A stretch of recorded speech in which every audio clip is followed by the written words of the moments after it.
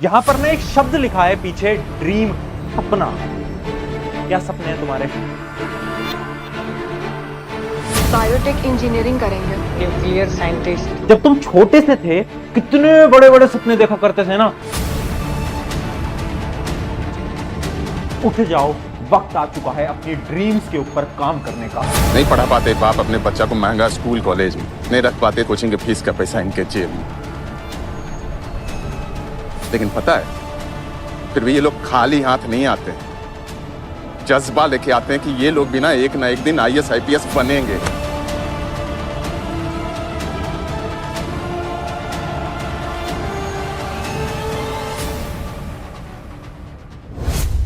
तो हाय, आज आया हूं तुमसे 1 to 1 बात करने।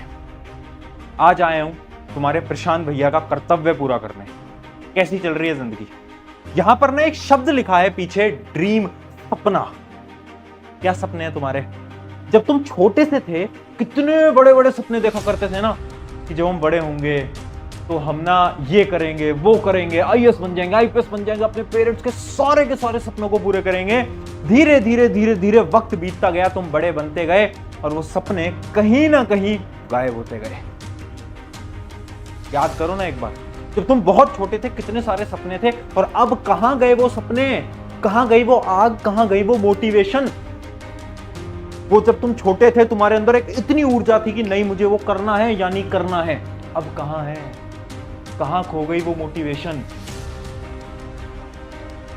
देखो यार, एक चीज मैं तुम सबको बताना चाहता हूं, जितने भी तुम्हारे सपने हैं वो पूरे तुम्हें करने पड़ेंगे, और वो तुम पूरे कर पाओगे पढ़ाई से। अब तुम बोलोगे भैया पढ़ाई से क्या होता है? हमें तो भैया कुछ और करना है, हमें तो ना भैया बिजनेस खड़ा करना है, पढ़ाई वढ़ाई से कुछ नहीं होता। अच्छा, ऐसा है क्या? पढ़ाई सिर्फ किताबी ज्ञान नहीं है, पढ़ाई तुम्हें मेहनत करना सिखाता है।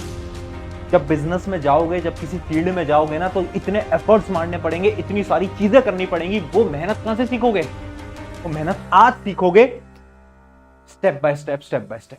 अगर तुम सोच रहे हो ना बिना पढ़ाई के तुम बिजनेसमैन बन जाओगे, या फिर बिना मेहनत करे तुम बिजनेसमैन बन जाओगे, नहीं, कुछ भी बिना मेहनत के पॉसिबल नहीं है, इस बात को समझ लो।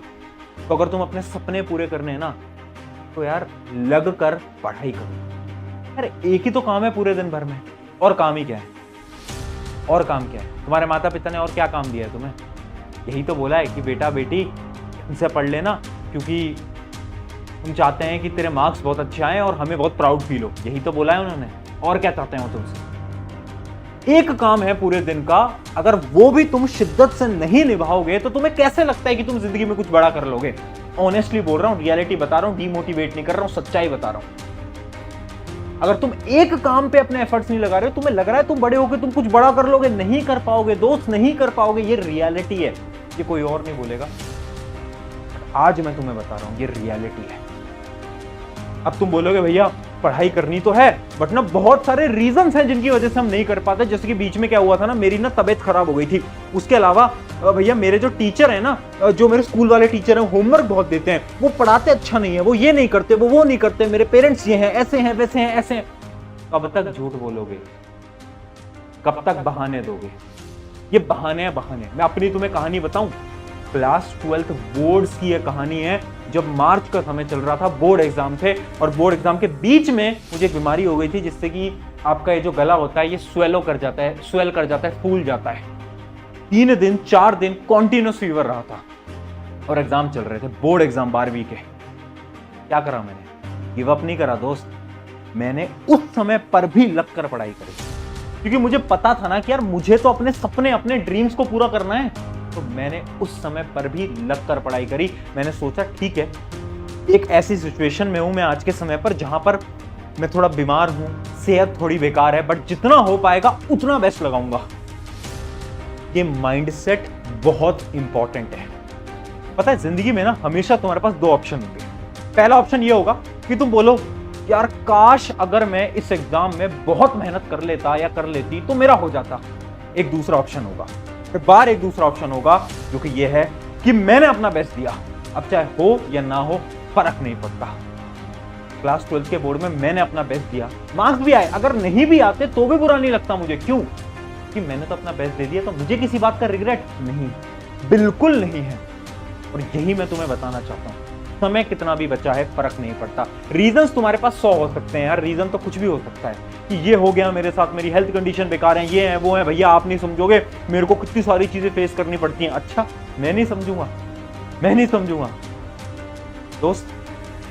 मैंने ऐसे भी स्टूडेंट्स को देखा है जो कि IIT JEE का एग्जाम हमसे पढ़ के क्लियर करा है, और वो पता है क्या करते थे, दिन में सफेदी का काम करते थे, व्हाइट वॉशिंग का काम करते थे घरों में जाकर, रात को आते थे, हमारे लेक्चर देखते थे, नोट्स बनाते थे।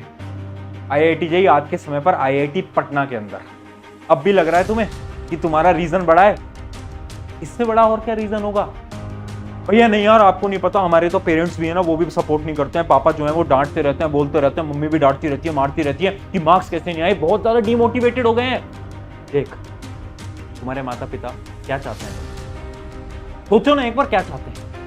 वो बस इतना चाहते हैं कि तुम पढ़ लिख कर अपने पैरों पे खड़े हो जाओ, बस उनको इतना चाहिए। जो पिता हैं आपके, वो एक ऐसा इंसान है जो कि खुद 5-6 साल से एक ही शर्ट पहन रहे हैं, एक ही पैंट पहन रहे हैं। एक बार जाकर देखना, आज इतने साल हो गए उन्होंने अपनी शर्ट नहीं बदली है, पैंट नहीं बदली है। क्यों? ताकि तुम अच्छे स्कूल में पढ़ सको, अच्छी ऑनलाइन क्लासेस ले सको, अच्छे ट्यूशन जा सको और अच्छी किताबें ले सको। और इतना करने के बाद क्या उनका हक नहीं बनता तुम्हें 1-2 बार बोलने का? बनता है ना यार। तुम्हारी माता जी क्योंकि इतने सेक्रीफाइसेस हर रोज करती हैं तुम्हारी पढ़ाई के लिए। जब तुम्हारे एग्जाम होते हैं ना, तो वो भी सुबह 4 बजे उठती हैं तुम्हारे साथ, है ना, उठती है ना सुबह, तो सारे सेक्रीफाइसेस वो भी तुम्हारे साथ करते हैं। अगर 1-2 बार डांट दिया तो क्या हो गया? क्यों दिल पे बुरा लगा रहे हो? इस बात को समझो कि यार तुम्हें इस चीज को करना है और अपने माता पिता के लिए करना है। क्योंकि यार अभी तुम्हें अपने माता पिता की वैल्यू नहीं पता। आप उनसे पूछो जिनके पास उनके पिता नहीं है, आप उनसे पूछो जिनके पास उनकी माता जी नहीं है कि माता पिता की क्या अहमियत होती है। वो आपको बहुत अच्छी तरीके से बता पाएंगे। इस वजह से मैं बोल रहा हूं, अपने सपने पूरे करो, उठ जाओ। वक्त आ चुका है अपनी ड्रीम्स के ऊपर काम करने का। टाइम है तुम्हारा चमकने का। याद रखना, जिंदगी जो है ना, ये जिंदगी तुम्हें अपनी बेहतरीन बनानी है, अपने पेरेंट्स के लिए बेहतरीन बनानी है, अपने खुद के लिए बेहतरीन बनानी है और अपने रिश्तेदारों के लिए बेहतरीन बनानी है। क्योंकि ये जो रिश्तेदार हैं जो कि हर रोज आकर बोल रहे थे तुमसे नहीं हो पाएगा, उन रिश्तेदारों को तुम्हें बोलना है कि अंकल जी, आंटी जी, मैंने कर दिखाया, मैंने कर दिखाया। ये जब शब्द तुम बोलोगे ना, ये शब्द दुनिया की कोई भी खुशी नहीं दे पाएगा जितने शब्द दे जाएंगे तुम्हें। याद रखना। मुझे याद है जब मेरा रिजल्ट आया था, वो सब लोग जो कि बोल रहे थे नहीं हो पाएगा, नहीं हो पाएगा, जेई का एग्जाम, IIT JEE का एग्जाम, इसका कैसे हो जाएगा, जब हुआ तब सब चुप थे, तब सब चुप थे। जब सक्सेस आती है ना, तो सब चुप हो जाते हैं, इस बात को याद रखना। और आखिरी में बस एक लाइन बोलूंगा कि देखो, जिंदगी काटते तो बहुत लोग हैं, है ना। अगर तुम्हें जिंदगी काटनी है तो तुम जो तुम करते आ रहे हो वही करो। बट अगर तुम्हें अपनी जिंदगी जीनी है तो आज से मेहनत करो अपने सपनों के लिए, अपने ड्रीम्स के लिए। तब देखो कितनी बेहतरीन जिंदगी होगी। अब जाओ, मेहनत लगाओ और अपने सपनों को पूरे करो। Take care.